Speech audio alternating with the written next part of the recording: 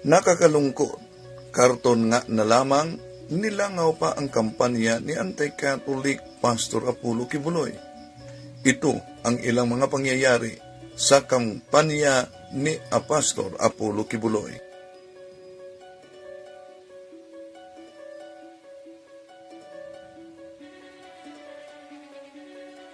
Yan na ang supporters ni Senator Kibuloy. Ready na. Ready na sa atong from Tacloban. Ready na para sa Grand Rally.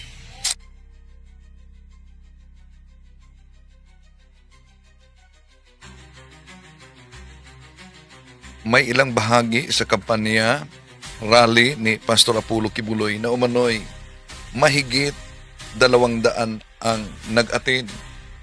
May nagsabing kulang lang daw ng preparasyon.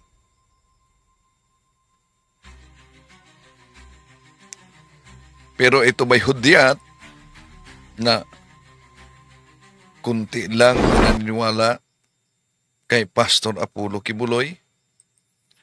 Kung maalala niyo, sabi niya, sa kanyang pagtakbo, di niya umano hanap ang pera at ang katanyagan dahil ang mga yan ay nandyan na sa kanya.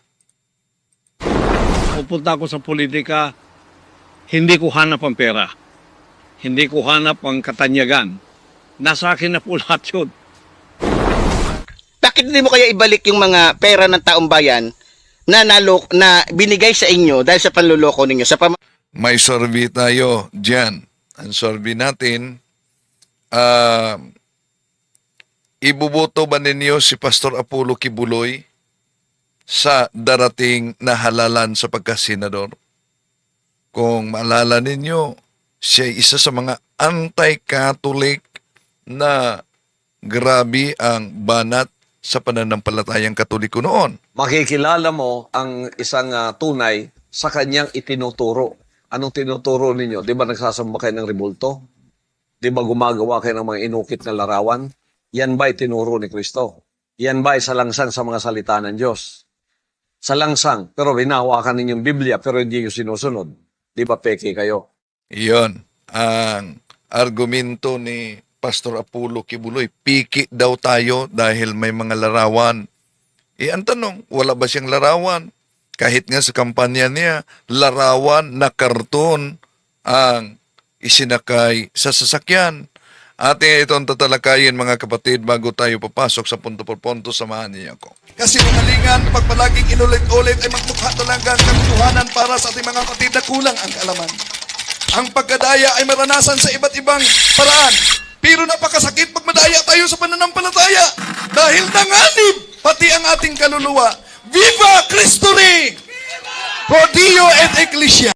Kumusta sa lahat nating mga kapatid na sumusubaybay sa ating live streaming? Meron tayong muling survey sa nalapit na halalan kung ibuboto ba ninyo si Pastor Apollo Kibuloy sa kanyang kandidatura pagkasenador? Sa pagkakataong ito, nangunguna ang no, 97%, 3% ang yes. Salamat ni Adon Abundal, condolence Bro Windel sa mapayapa mong father-in-law. Maraming salamat po kapatid. At sa lahat ating mga kapatid na sumusubaybay sa ating live streaming, welcome po. At tatalakayin natin itong napaulat. Una, na nilangaw daw ang kampanya ni Pastor Apollo Kibuloy.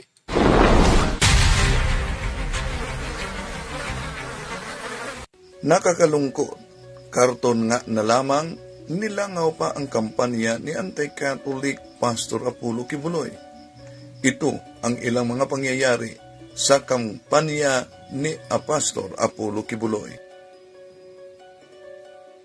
Karton na lamang dahil alam niyo namang nakakulong at itinaas ang kanyang kamay. Yan ang supporters ni Senator Kibuloy. Ready na. Ready na sa atong from Tacloban. Ready na para sa Grand Rally. Ito ang ilang kaganapan sa rally na tinatawag nilang Rally para sa pangpanya ni Pastor Apollo Kibuloy. May ilang bahagi na ang nag-atin ay mahigit 200 lamang at ang sabi nila ay kulang ng preparasyon. Pero kung maalala ninyo, nang sinabi ni Pastor Apollo Kibuloy na ang kaniyang pagtakbo sa Senado, hindi niya hangad ang kasikatan. Nandiyan na umano niya yan. Di niya hangad ang pira dahil nandiyan na umano sa kanya yan. Pupunta ako sa politika, hindi ko hanap ang pera. Hindi ko hanap ang katanyagan. Nasa akin na po lahat yun. No, yon. Nasa kanya na umano yon.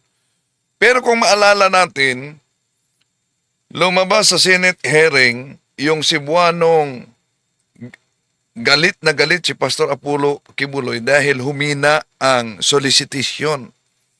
At inilabas yan ni sa kanyang dating manggagawa ni si Arlene Stone at nasa channel ni Attorney Ricky, no?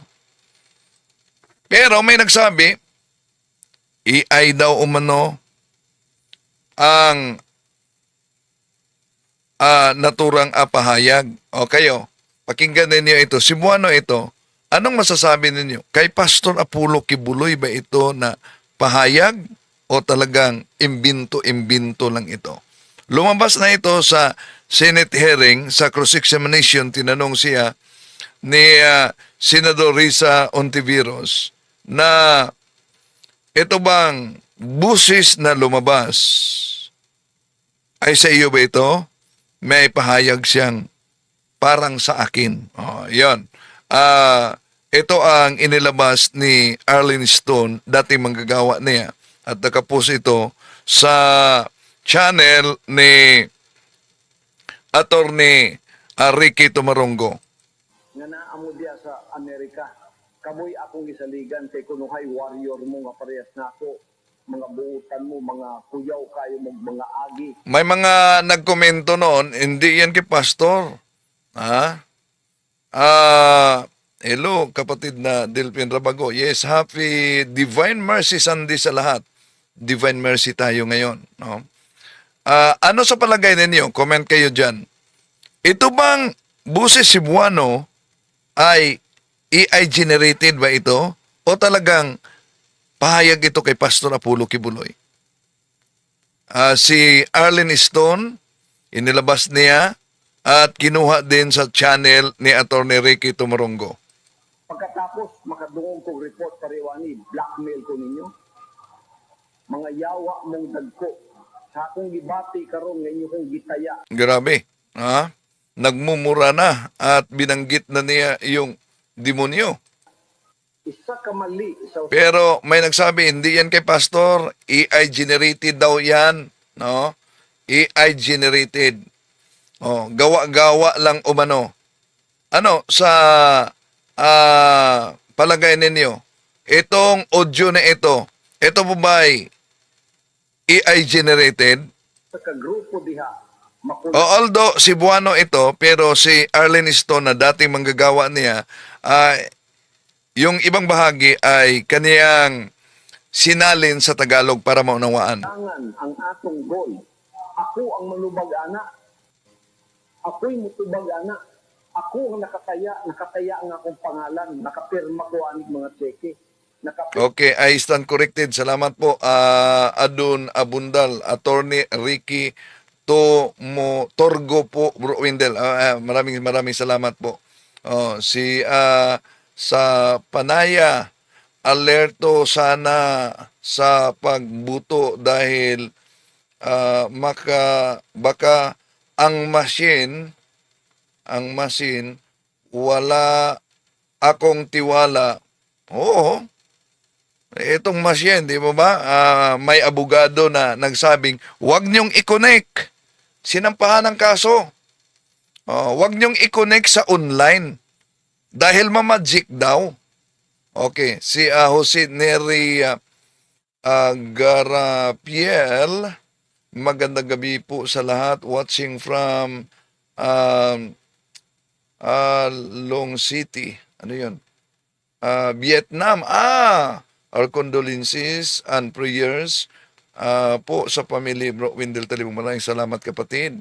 Si kapatid na Arnie Akabasag, hindi yan mananalo si Kibuloy. Sa totoo lang, si Omar na Barusa, bahala na ang taong bayan humusga kung sino ang bubuto nila.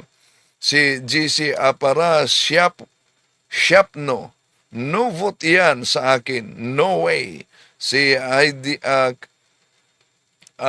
Kanlas, hindi yan artificial intelligence. Si Michael Adubas, klaro kayo, iyang tingog bro. Oy, si Emerson Marquintura, good evening bro Wendell, watching from Walan Patrol Base, Kumalarang, Sambuanga del Oro. Ingat kayo kapatid sa Philippine Army ito. May mga miyembro ng Philippine Army din sa Cotabato City at police na nagpunta sa office natin, nag-surrender ng mga anting-anting nila. O, mga kapatid, huwag kayong tatanggap sa mga anting-anting. Pwedeng maprotektahan kayo niyan, pero nanganib ang mga anak at apo ninyo. Si George Cabrera, good evening bro Wendell, and God bless. Si Simeon Casas, hindi ko po ibubuto yung si Kibuloy bro Wendell. Okay, tuloy natin may nagsabi na itong tinig na ito, AI umano, Cebuano ito, pero isasalin ito ni Arlene Stone na dating manggagawa ni Pastor Apollo Kibuloy sa Tagalog. Pirma ko sa bangko. Asa ko ninyo ibutang, kadelikado sa Oo. Kapag meron daw isa sa kanila na hindi makadala ng goal nila, talagang nilalagay si Kibuloy sa alanganin. Kaya, yun nga, sabi niya, nagmumura na si Kibuloy. Narinig niya yung mura niya. Hindi ko na lang sabayan yung kanyang mura, pero naririnig niya yun na itong mga to ay dapat talaga, they deserve death, no? Dahil sa hindi pagdala ng kanilang goal. akong kahimtang nga ako'y nagapirma. Nga nagsalig ko sa inyo nga inyong buhaton ang inyong bulaton ingon nga mga worker diha. Bantay mo sa akong gibati karon sa mga nagapatalibagbag diyang gapabugat imbis na mutabang. So, batay sa busis na ito na inilabas ni Arlene Stone na dating manggagawa ni Pastor Apollo Kibuloy, galit na galit talaga siya sa mga manggagawa na na-assign sa pagsolicit dahil kunti lang ang kita. Sa grupo, imbis makig-usa sa grupo, sila na hinuon lang nahimo mga babag sa grupo. Ang akong gibati karon dili ko ni makitas nawong. Pero kamong duha, amot na payuban ba diri, pero kining duha, kining Judith Adasa kanay mong gihimo, dapat giurong na kagabi ba? Grabe, courses na yan, spells, no? Galing sa leader. Sino ba yung Judith Adasa? No? Kolektor ni Pastor Apollo Kibuloy ba talaga yan? Sabi niya, dapat binangungot ka na kagabi pa lang.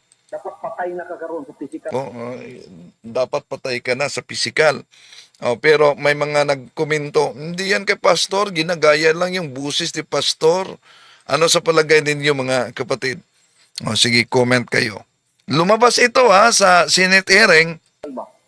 Ikaw mo O imagine, sabi niya, ito daw si Judith Adasa, dapat namatay na yon nung gabing yun.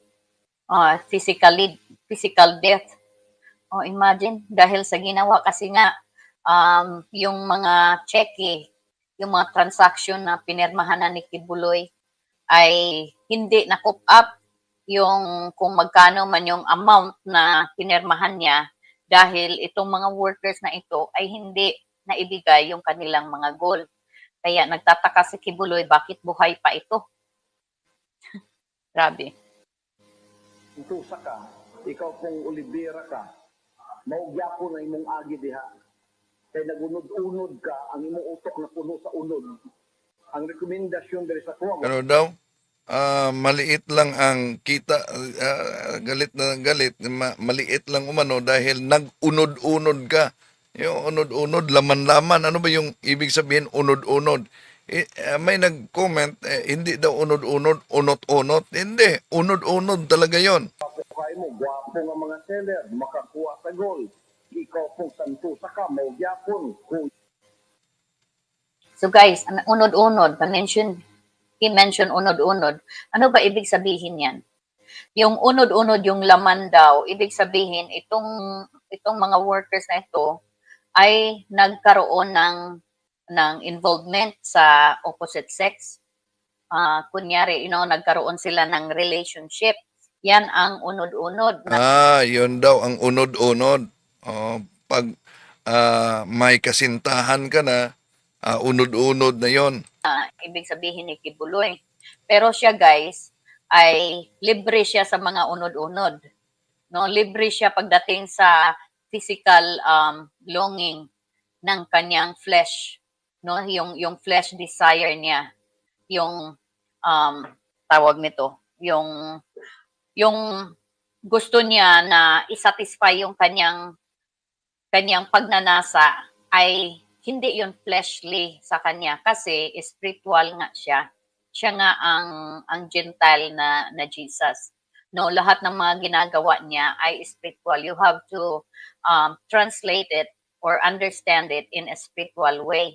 So, kung ikaw ay ginalaw ni Kibuloy, hindi yan tawag na sex, hindi yan tawag na panggagahasa, kundi yan ay pag-aalay para sa yung spiritual na buhay. Kasi yan ang connection mo sa Ama sa pamagitan ng anak. Kaya hindi po yan matatawag na kasalanan. Pero kapag ikaw ay ordinaryong worker na nagawa mo ang ginawa ni Kibuloy or kahit hindi mo man nagawa, ibang very minor lang kasi nagkaroon lang kayo ng relationship. O, kay Kibuloy kasi bawal kami na mag-usap, no, yung mga babae at lalaki. Kapag nahuli po na nag-uusap, nagtatawanan, ay may ugnayan na yan. Ibig sabihin may namumuong relasyon na yan. At yan ay unod-unod ang tawag. Yan pala ang unod-unod ni Kibuloy. So sa mga miyembro niya, bawal makipagrelasyon sa kapwa miyembro, no? Dahil yun ang tinatawag na unod-unod daw. Tawag niyan. Sa Tagalog, laman-laman. Nag-unod-unod na daw sila. Kasi mayroon ng koneksyon na nangyayari. So kapag yung mga ordinaryong worker ay nagkaroon ng unod-unod, bawal yan. Kasi yung mga worker, they are not spiritual enough. No? Si Kibuloy lang ang pumasa sa mga ganyang bagay. Kaya siya ang unang tinawag na anak because he is the most spiritual man daw dito sa ating generation ngayon. Biruin mo. Ay, gusto. yaw kaayo, mo na nakonbinsi ko sa mga leader nga ipadala mo diha. Pagabot diha, inyong gibali o gidisappoint ko ninyo. Kaya ninyong mga agi, lupig pa sa mga animal nga wala gyud kaagi og kingdom. Grabe talaga ang galit niya dito, ha. Murag mga deliver mo, gigamit pa mo ni Satanas para babagan ang ubang diyang mga grupo. Ang atong driver rin, gitugkaw ninyo pagpangita sa inyo, ha. Ang mga time inyong giusik-usikan, pagkatapos mo tungha mo diha, mukaon pa mo, mupuyo pa mo diha sa mga puy-anan nako diha, nga para raman na sa mga matinumanon. Kining inyong gibuha, ang ayan mong mga matay, ani ba? Ang ayan ninyo ibayad na inyong kalag sa akong gibati. Kaya kadako sa akong commitment. So, ang laki daw ng kanyang commitment. Yung ginawa ng mga workers, kulang pa yung kanilang mga kaluluwa ibayad sa ginawa nila kay Kibuloy na hindi pag-submit o hindi hindi pag-coop up ng kanilang goals at the end of the day, no? So, yung kanilang souls at kanilang katawan ay enough para kabayaran sa disappointment ni Kibuloy at that time. Grabe. Kadako sa akong commitment aning project para mahimaya ang amahan. By faith nagalakaw ko. Yan nakiguban-uban mo sa kuwang pagtuo. Yan mga tulibag. Oh, by faith daw. Naglalakad daw siya by faith. Ibig sabihin, he expected already. He believed that everything that he think about or expected will be delivered to him at that time when he wanted. No? Yan ang ibig sabihin yan. Manday mo tunga-tunga binuangan manday ko ninyo. Bahalag kung sa inyong buhaton diha. Basta kay ang at the end of the day ang inyong goal nakuha ninyo. Musobra pa unta inyo para ako malipay ko diri nga makatulog kog maayo nga ang akong pagsalig diha wala. So dapat daw mag-exceed pa sila sa kanilang mga goals. Oh, para daw siya ay makatulog sa gabi kasi kapag hindi sila nag-exceed sa goals, hindi siya nakakatulog, guys. Oh, kapag na-cope up mo lang yung quota mo, you are just following the order. You nothing yet. Oh my God, grabe to si Kibuloy. Kaya guys, please subscribe sa ating channel. Okay, patuloy natin. Oh my God. Wala na usik, wala na binuangan. Blackmail man ang inyong ginahimo. Tanawa, dili dahil ko makalupad diya para ulataon ta mo. Para pakaulawan ta mo. Para dunalan natin ang inyong uno diya. Grabe ha. Sa mga di nakaunawa ng Cebuano, grabe ito na pahayag, no? Gusto na lilipad talaga papunta sa Amerika pero di niya magawa dahil wanted siya, no? At upang ipahiya at bugbugin daw. Mao nang nakaingon na lang kung Okay, blackmail daw yung ginagawa ng mga workers kapag hindi nila naibigay yung kanilang goal. Kasi si Kibuloy, hindi siya makakalipad dito sa US para sila ay paluin ni Kibuloy o tawag nito, yung ihit yung kanilang mga ulo, sapakin, para sapakin sila. Hindi daw magagawa ni Kibuloy yan, kaya nanggigigil siya sa galit. Oh. Kasi nga, hindi siya makalipad dito kasi takot siya na mahuli. Kaya galit na galit siya dito sa ano na to, sa hook up na ito. nulupad gani ko diha. Yan nakitan ta mo na diha nya wa mo makabawi ning inyong sala sa kuwa. Bantay gyud mo sa kuwa kay ang inyong sala nga ginabuhat sa kuwa karon equivalent na nga ibayad ninyo ng inyong lawas o inyong kalag sa kung gibati ka sa inyo ha karon. Ayaw ninyo binuangi ang inyong commitment diha. Kay kada isa ninyo nanay kota, nakakwenta na sa 47 to 50 million a month nga itong ginabayad. So kung mo baba na tungoy kay nagbinuang ka, kay ang imong Narinig niyo yun, guys? 47 to 50 million a month ang expected ni Kibuloy na maibibigay ng kanyang mga workers. Balikan natin uli sa mga hindi na nakarinig.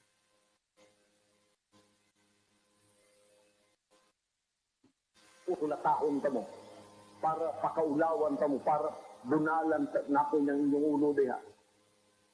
Mao nang nakaingon na lang ko nga lupad gani ko diha yan nakitan ta mo na diha nya wa mo makabawi ning inyong sala sa kuwa.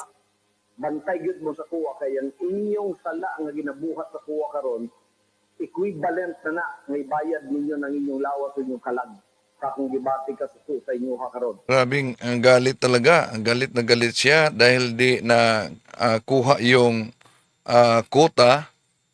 Kaya yung buhay umano sapat ng pambayad sa kasalanan na nagawa. Okay, tuloy natin.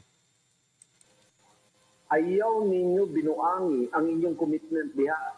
Kay kada isa ninyo nanay kota, nakakwenta na sa 47 to 50 million a month na itong ginabayad. So kung mo baba na tungoy kay nagbinuang ka, kay ang imong utok ipagamit nimo kay Satanas, kay Lucifer. Ako imong patubago na ambot pa sabot panhaw na ako si Ting kay isay mo take over sa imong lugar. Si Ingrid pa nauna ko kay isay mo take over sa imong lugar, si mag-raise of funds diha. O kaya ako imong panhaon para lang dili ko maulawan dire. Para lang akong commitment sa mga contractor dire dili ko maulawan. Ako'y mo anha para mag-raise of funds. Mao na imong buot pasabot. Mao bitaw nagsaliko kay gwapo kay kag rekomendasyon dire o gwapo kay mga rekomendasyon dire. Ang ako lang gipangayo o sa inyong goal kada. So ano daw ba ang gusto ng mga workers na ito? Bakit hindi nila maibigay yung kanilang goal? Gusto daw ba nila na papuntahin doon dito sa Amerika si Tessie Dandan, si Ingrid Canada para sila ang magsulisit? O kaya si Kibuloy mismo para siya ang magsusulisit? Yan daw ba ang gusto ng mga workers na ito? Kaya hindi nila binibigay yung kanilang quota, yung kanilang mga goal? Hindi naman daw kasi yung mga gawain na yan ay para sa kanila, sa mga workers. Hindi yan para sa mga administrator katulad ni Ingrid Canada at ni Tessie Dandan at ni Kibuloy. Kasi sila nga ang mga boss. Inyo nang buhaton kay mahimo man gyud na ninyo og inyong himuon. Nakatutok mo sa inyong ginahimo kay mga warriors mo. Mga workers mo kauban nako wa man tay laing bulaton diri, wala man tay laing gihimaya diri. Wala naman tay laing giasikaso, wala naman tay laing agenda sa kinabuhi. Kung dili mo tuman sa kabubuton samahan, unyang kabubuton samahan gipanag-usahan nato karon pinakadakong project nga atong gitubang dili ta maka-afford nga naay magbinuang bisan usa sa inyo diha. Nga layo pag yun kayo mo kay dili ta mo madesisyonan dayon kay kinsa ipuli sa inyo ha. Magbinuang unta mo pariwana, naamoy kapuli. Naamoy reserve natay substitute nga kapuli dayon sa inyo ha. Bahalag asa mo maglaroy-laroy. So ang akong sulti ani na So sana daw May nagtanong dito si Jonas Guanzon, kinsa kaya mga tawhanang ginganlan ni Kibuloy. Nga Ingrid Canada yun ang nagiging kasama niya sa kaso, nasa kulungan. kung itong mga workers na ito ay hindi kayang ibigay yung kanilang daily goals, sana daw ay makahanap na agad ng kapalit. Ang nangyayari kasi wala silang ipapalit sa mga workers na ito. Kasi nga yung immigration kasi dito sa So, itong pahayag na ito na inilabas ni Arlene Stone, dating manggagawa niya, ay salungat sa nauna ng sinabi ni Pastor Apollo Kibuloy. Pupunta ako sa politika, hindi ko hanap ang pera. Hindi ko hanap ang katanyagan. Nasa akin na po lahat yun. Yun. Di niya hanap ang pera, di niya hanap ang katanyagan. Nasa kanya na umano. Pero, bakit yung ilang mga campaign rally nila, nilalangaw na?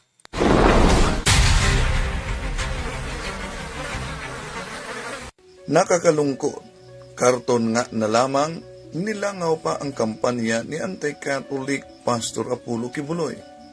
Ito ang ilang mga pangyayari sa kampanya ni Pastor Apollo Kibuloy. Karton ang ginagamit dito na isanakay sa sasakyan.